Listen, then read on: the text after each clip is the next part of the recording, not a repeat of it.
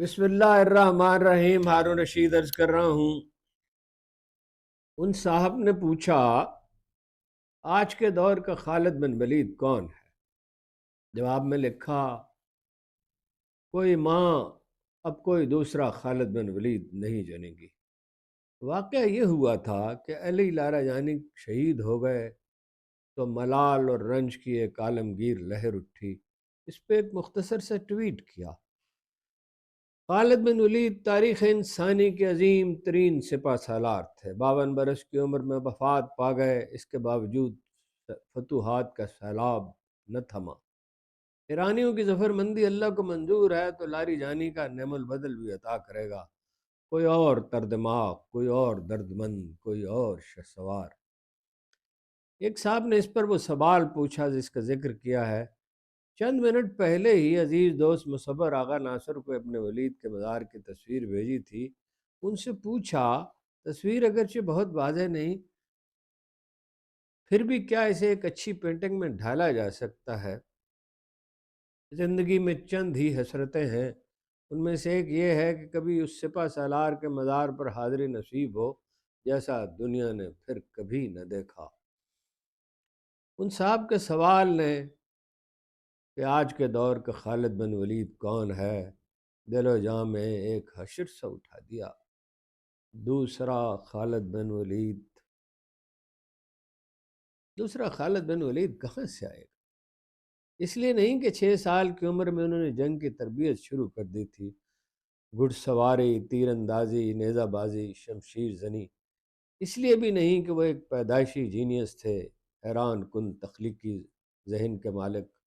بعض اس لیے بھی نہیں کہ جہاد کا عشق ان کے رگ و ریشے میں رچا تھا، فقط اس لیے بھی نہیں کہ موت کا خوف انہوں نے نوچ پھینکا تھا۔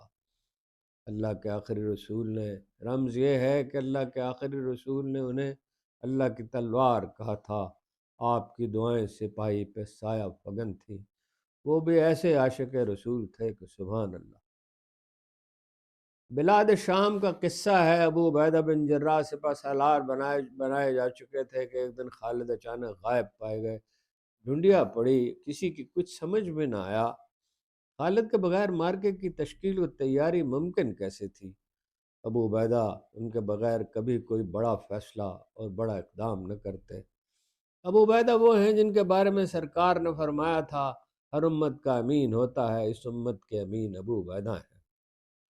دمشق میں عمر بن خطاب ان کی خدمت میں حاضر ہوئے تو آنکھیں بھر آئی تھیں۔ ان کے حجرے پہ نظر کی تو دنگ رہ گئے۔ ایک تکیہ، ایک پیالہ، ایک شمشیر، ایک ڈھال، اس کے سوا کچھ بھی نہیں تھا۔ فرمایا رسول اللہ صلی اللہ علیہ وسلم کی رحلت کے بعد ہم سب تھوڑے تھوڑے بدل گئے، آپ نہیں بدلے۔ حالت نمودار ہوئے تو چہرے مہرے سے صاف نظر آیا کہ کسی مارکے سے لوٹے ہیں۔ پوچھا تو جواب میں جو کچھ کہا اس نے سامعین پر سکتہ طاری کر دیا۔ میری ٹوپی گر گئی تھی، وہ چھین کر لایا ہوں۔ ٹوپی؟ کوئی ٹوپی کے لیے اپنی اور اپنے ان 28 دلاوروں کی زندگیاں خطرے میں ڈال سکتا ہے جو اپنی شمشیروں سے تاریخ کا ایک روشن باب لکھ رہے ہیں؟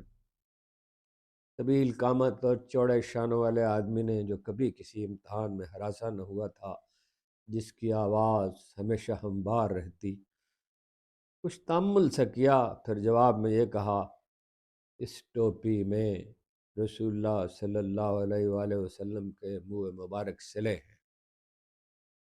شاید وہ یہ راز کبھی نہ کھولتے مگر اب تو کھولنا تھا۔ فرمایا آخری حج کے ہنگام جب آپ نے خطبہ حجت الوداع دیا، سرکار نے بال ترشوائے، میں نے مانگ لیا۔ آپ نے پوچھا خالد کیا کرو گے؟ عرض کیا خیر و برکت کا آرزو مند ہوں، سنبھال رکھوں گا۔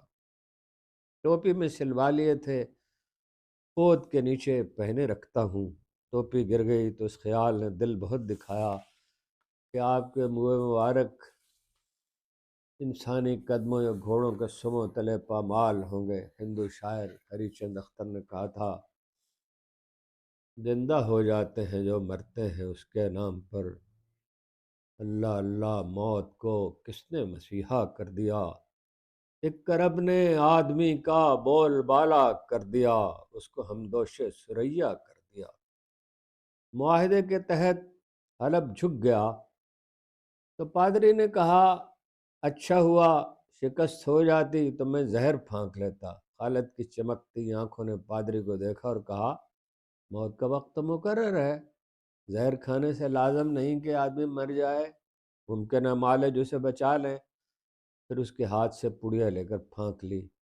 ایمان کا یہ درجہ اہل بیت کا تھا اور اصحاب رسول کا۔ یہ جذباتی حرکت ہرگز نہیں تھی، یقین کامل کا اظہار تھا کہ موت ٹل نہیں سکتی مگر ایک لمحہ پہلے بھی نہیں آ سکتی۔ یہ ایک بنیادی الہامی اصول ہے اور الہامی قوانین بدل نہیں سکتے۔ ادراک و عمل کی توفیق البتہ سبھی کو نہیں ہوتی، انہی کو ہوتی، انہی کو تھی جو جوار رحمت میں جیے۔ جنگ یرموک کے دن جس نے 1000 برس سے غالب چلی آتی رومی سلطنت کے بکھرنے کی ابتدا کی، کسی نے کہا رومی کتنے زیادہ ہیں اور ہم کتنے کم ہیں۔ اسی جلال سے جو خالد ہی کو زیبا تھا فرمایا چپ کر، میرے گھوڑے کے سم ٹھیک ہوتے تو خواہش سے دگنی فوج لے آتے۔ سرکار کا فرمان یہ ہے فخر جائز نہیں مگر میدان جنگ میں۔ پہلے 2 دن یرموک کی جنگ ایسی تھی گویا آدمیوں کی نہیں جنوں بھوتوں کی جنگ ہو۔ تیسرے دن رومی سپہ سالار کا پیغامبر حاضر ہوا، کہا ایک اہم پیغام لایا ہوں، تنہائی میں عرض کرنا چاہتا ہوں۔ پیغام یہ تھا لشکروں کی بربادی سے کیا حاصل، میں اور آپ تلوار سے فیصلہ کیے لیتے ہیں۔ پیغامبر کی آنکھوں میں دیکھا اور پوچھا سچ کیا ہے؟ بولا میں ایک ایک بات بتا دوں گا، مجھے امان دے دیجئے، میری اس خاتون کو بھی امان دے دیجئے جو یرغمال پڑی ہے، جسے شریک حیات بنانے کا آرزومند ہوں۔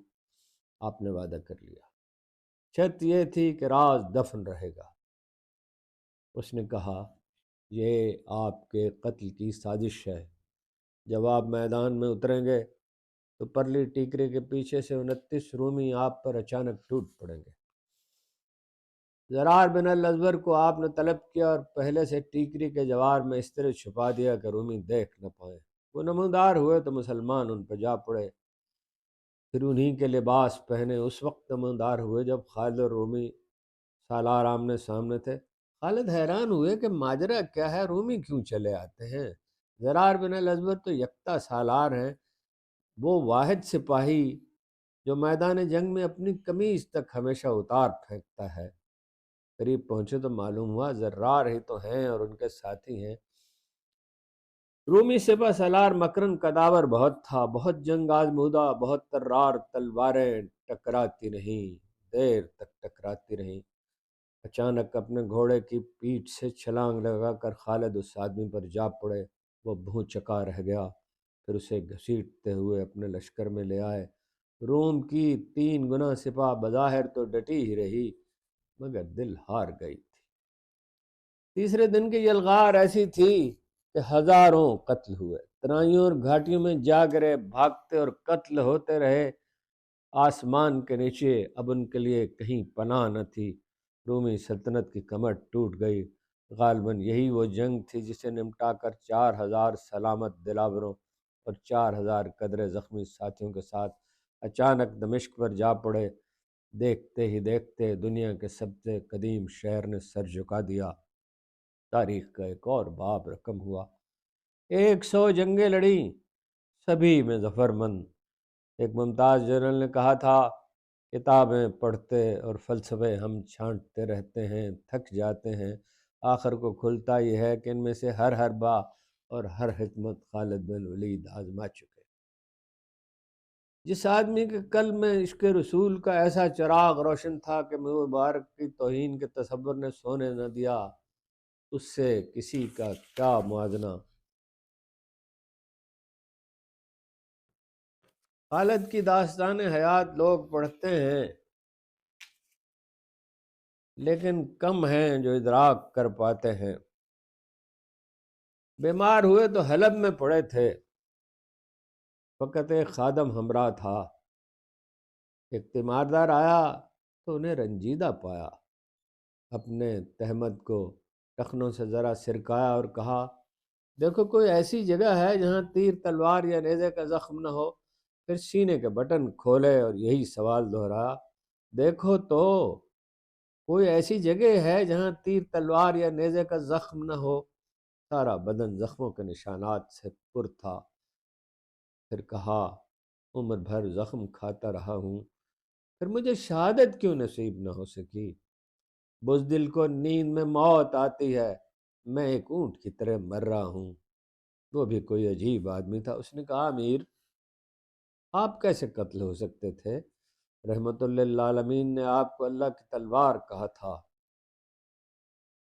وفات کی خبر مدینہ پہنچی تو کوہرام مچ گیا، روتی ہوئی عورتیں گلیوں میں نکل آئیں۔ عمر ابن خطاب اپنے کوڑے اور جلال کے ساتھ اٹھے۔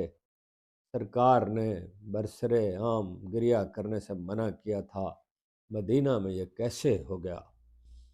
اتنے میں ساتھ کے مکان سے ہچکی کی آواز سنائی دی۔